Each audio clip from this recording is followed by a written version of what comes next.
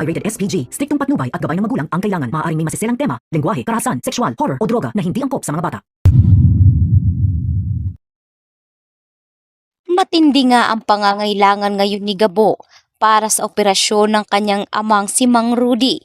Subalit, hindi nga alam ni Gabo kung saan niya kukunin ang perang ipambibili niya ng mga gamot, lalo't mga mahal nga ang mga ito. Kaya naman si Gabo ay napilitan ngang maghanap ng paraan. Subalit masyado ngang nauubusan ng pag-asa si Gabo dahil wala rin siyang alam na pwede nga niyang pagkuwanan ng pera. Sa huli ay tinulungan nga siya ng kanyang mga kaibigan na manglimos at kung ano-ano pa. At dahil masyadong makunat ang pagkakataon at swerte kagabo ay wala rin siyang nalikom ni singkong duling mula sa mga taong kanyang pinaghihingian. Kaya naman dito na pumasok sa isip ng isa sa kanyang mga kasama na pwede nga silang maghanap ng pera at siguradong makakalikom sila doon kahit paunti-unti para meron lang maipambili ng gamot nitong si Mang Rudy. Ang hindi alam ngayon ni Gabo ay mapupunta sila sa bar na kung saan matinding sideline nga ang kanilang gagampanan.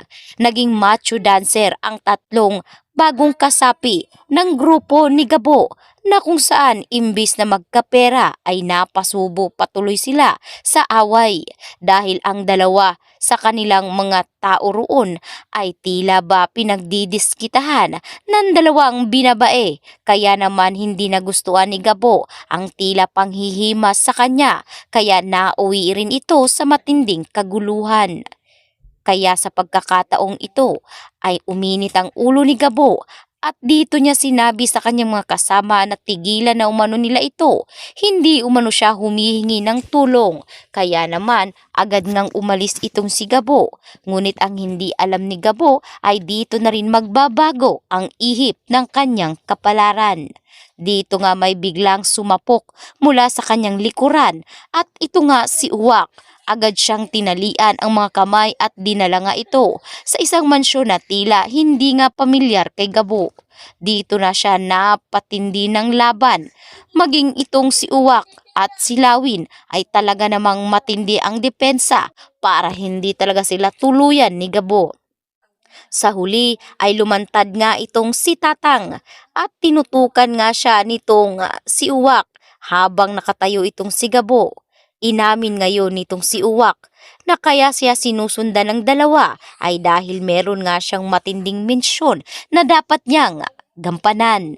Maya-maya pa ay lumabas na itong si Tatang, animoy isang milyonaryo na hindi nga makapaniwala si Gabo dahil ang alam niya ay mga preso ang mga ito.